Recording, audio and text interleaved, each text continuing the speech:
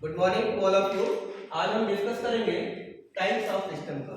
System कितनी तरह का होता है। प्रीवियस आर्टिकल में हमने बताया था कि सिस्टम होता क्या है। आज हम बात कर रहे हैं टाइप्स ऑफ सिस्टम का।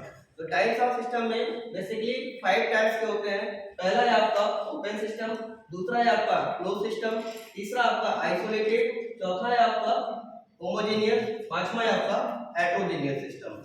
ठीक है, अब बात करूंगा ओपन सिस्टम का। तो ओपन सिस्टम के केस में क्या होता है, energy and mass both are transfer between the system to the surrounding. Open system के केस में एनर्जी और मास दोनों ट्रांसफर हो जाएगा सिस्टम से सराउंडिंग में। एग्जांपल क्या है आपका, open cup of T and turbine.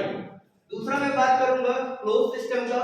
तो क्लोज सिस्टम में केवल एनर्जी का ट्रांसफर होगा, मास का ट्रांसफर नहीं होगा। मास क्या रहेगा, कांस्टेंट रहेगा। जैसे आप देखिएगा E in and E out, M in, लेकिन यहाँ पर M out नहीं है। E का मतलब है एनर्जी, M का मतलब है मास। तो इस केस में केवल एनर्जी का ट्रांसफर होगा, मास का ट्रांसफर नहीं होगा। ये कहलाएगा आपका क्लोज सिस्टम। अब मैं बात करूंगा आइसोलेटेड सिस्टम का।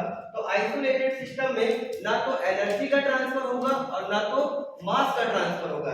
In case of isolated system neither energy nor mass was transferred between the system to the surrounding. Example में क्या है आपके पास, थर्मस फ्लास्क और बॉक्स ऑफ थर्माकोल। और अगर हम क्लोज सिस्टम के एग्जांपल की बात करेंगे तो हमारे पास आएगा pressure cooker and internal combustion engine. ई का मतलब मैंने क्या बताया था, एनर्जी, एंड एम का मतलब क्या बताया था, मास। अपने पास दो सिस्टम और है, एक है आपका होमोजेनियस और एक है आपका हेटेरोजेनियस। अगर मैं होमोजेनियस सिस्टम की बात करूंगा तो उसका कहने का मतलब है सिस्टम के अंदर सारी चीजें यूनिफॉर्मली होना चाहिए।